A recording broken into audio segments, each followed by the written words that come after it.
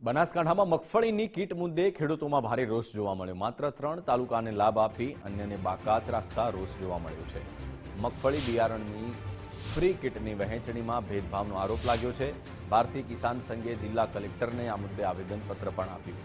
તમામ નોંધાયેલા ખેડૂતોને કીટ આપવાની ઉગ્ર માંગ કરવામાં આવી। ખેડૂત આગેવાનોએ ભેદભાવપૂર્ણ નિર્ણયનો વિરોધ નોંધાવ્યો છે। માંગ ન સ્વીકારાય તો આંદોલનની ચીમકી પણ ઉચ્ચારી।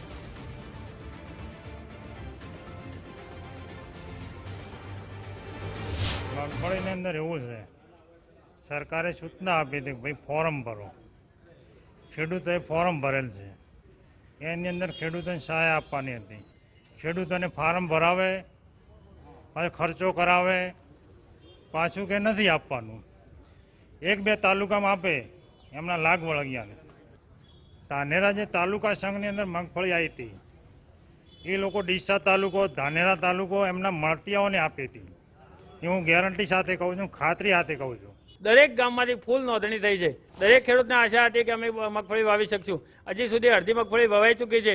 બિયારણ જેને મળવાનું છે એ પણ નથી મળ્યું અને બાકીના તાલુકાને બાકાત રાખ્યા। તો કેમ બાકાત રાખ્યા છે એવું અધિકારીઓ કહેતા હોય છે કે ગયા વર્ષે અમે આપ્યું તો એમને નથી આપવાના। તો ગયા વર્ષે દરેક તાલુકાના ગામ દીઠ 2-3 ખેડૂતોને જ આપ્યા હતા।